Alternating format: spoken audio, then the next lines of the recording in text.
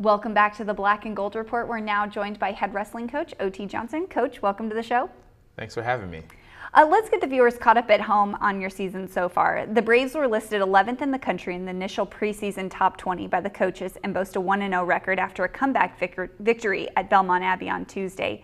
Can you give us a progress report on your team so far and how they've progressed through the first couple of weeks? Absolutely. The Citadel Open was a great test for a lot of our young wrestlers and some of the guys returning that may have 2 or 3 years of experience that just need some mat time. So that tournament really helped us get our feet wet, help us get our weight under control, help us just get back on the mat, help us stop beating up each other and go take it out on someone else. So that tournament definitely helped us really get our season up and running. And then we had the Belmont Abbey match a couple of days later, which is a very quick turnaround as far as having to make sure guys keep their weight under control and be ready for the call, which we did a good job. Obviously, we had some bumps in the road along the way, but it just proves that a lot of our older guys, a lot of our leaders understand what it means to be leaders, and so we were down. I believe it was 17-3, and a lot of those guys did a good job in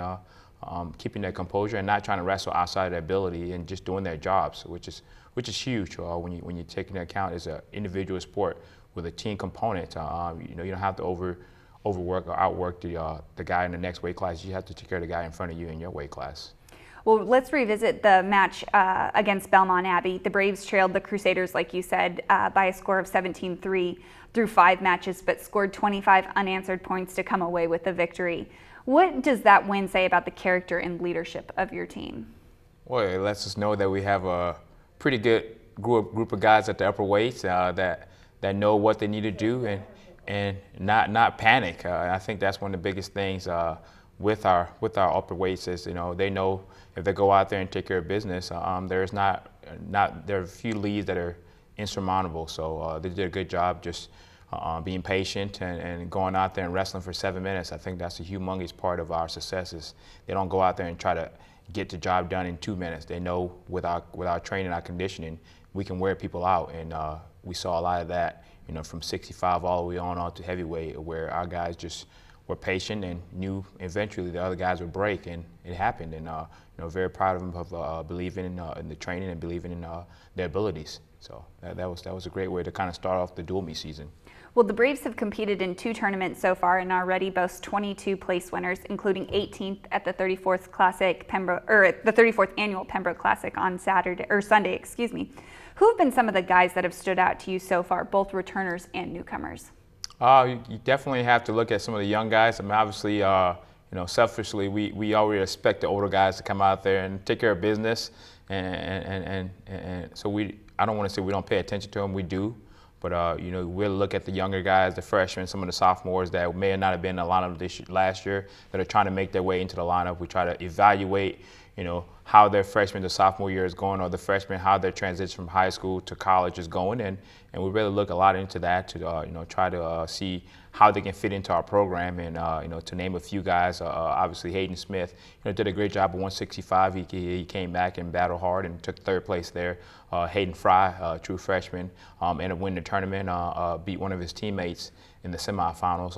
Last year starter Eric Milks, who's right now redshirting. So that was great to know that potentially a guy that's taking over that weight class while Eric's on redshirt can get the job done. He ended up winning the tournament, which is huge for us. We had a 25-pounder Quan Lee who struggled last week at the Citadel Open, but came back with a lot of mustard and was able to place in the tournament and wrestled, I believe, 7 matches. So that just shows he has a lot of moxie to be able to lose a match but come back and fight harder to get on the podium.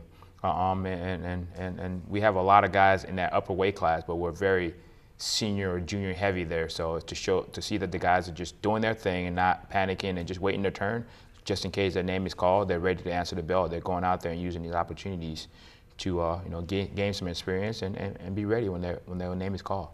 Well, defending national champion Daniel Owen became the 25th member of UNCP's 100 Wins Club with 4 more victories on Sunday.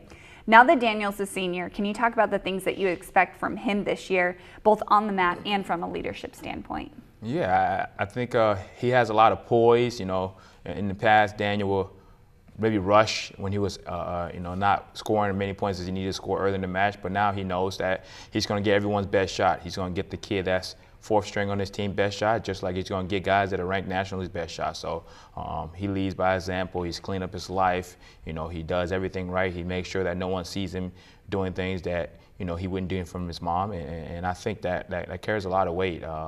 He controls his weight, which is a huge part of being successful. And he's had a slow start, but his slow start this year is a lot different than his slow start last year. He's undefeated, and he's doing a good job to make sure that the only thing that can stop him is himself. So I'm very proud of his progress this far, and if he were to go out into the world right now, I think he'll be prepared to handle whatever's in front of him.